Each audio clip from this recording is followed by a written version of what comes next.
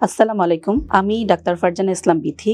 আজ আমি laparoscopic surgery সম্পর্কে বলবো। ল্যাপারোস্কোপিক সার্জারি একটা আধুনিক চিকিৎসা পদ্ধতি। এটাকে কিহোল সার্জারি অথবা মিনিমালি ইনভেসিভ সার্জারি বলা হয়ে থাকে। এই অপারেশনে ছোট ছোট কয়েকটা ছিদ্রের মাধ্যমে ক্যামেরার সাহায্যে মনিটরে দেখে অপারেশন করা হয়। গাইনির ক্ষেত্রে ডিম্বাশয়ের টিউমার, জরায়ুর টিউমার, ফাইব্রয়েড অপারেশন, জরায়ু কেটে ফেলা, একটোপিক প্রেগন্যান্সি, বন্ধ্যাত্বের কিছু রোগ এবং গাইনি ক্যান্সারের ডায়াগনোসিস ল্যাপারোস্কোপিক সার্জারির মাধ্যমে করা হয়ে থাকে। এটার সুবিধা হলো এখানে কম ব্লিডিং হয়, কম ইনফেকশন হয়, রোগী কম ব্যথা পান, অতি দ্রুত হাসপাতাল ত্যাগ করতে পারেন। এক্ষেত্রে আপনার হার্নিয়া হওয়ার সম্ভাবনা কম থাকে এবং কসমেটিক্স পারপাজে কোনো দাগ থাকে না। তাই ব্যথামুক্ত দাগবিহীন অপারেশন করার জন্য ল্যাপারোস্কোপিক সার্জারি আপনি আলোক হাসপাতালে আমি নিয়মিত করে থাকি। এই ক্ষেত্রে আপনি আলোক হাসপাতালে আমাদের ল্যাপারোস্কোপিক সার্জারি করার জন্য সুযোগ দিতে পারেন।